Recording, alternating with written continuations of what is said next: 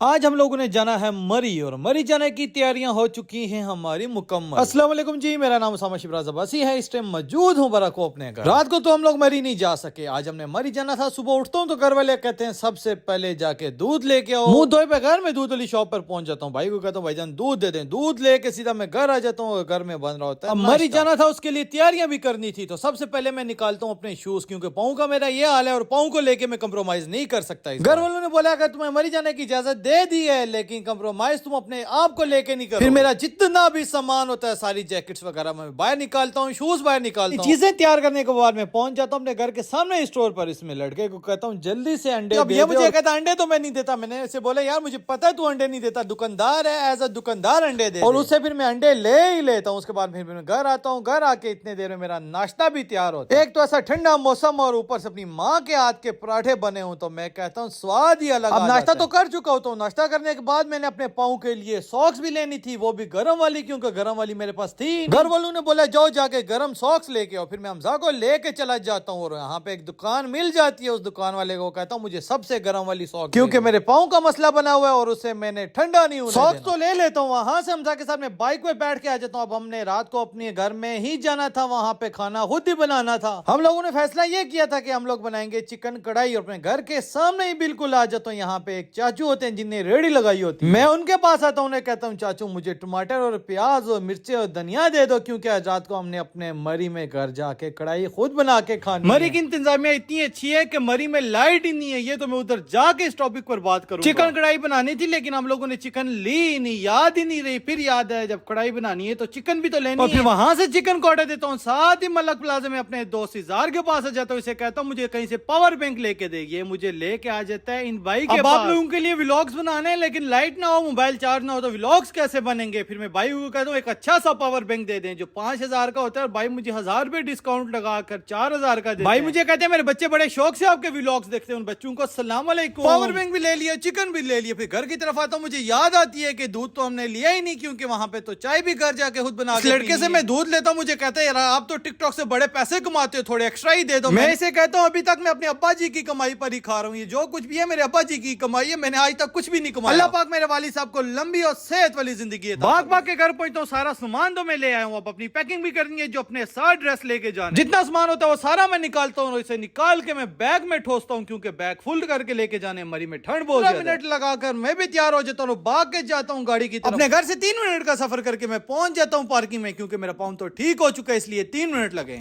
گاڑی پارکنگ سے نکال کر گھر لاتا ہوں، جو سامان لے کے جانا ہے وہ سارا گاڑی کی ڈگی میں۔ آخر کار میرے ساتھ اس مری کے ٹرپ میں کون کون جا رہا ہے اور کہاں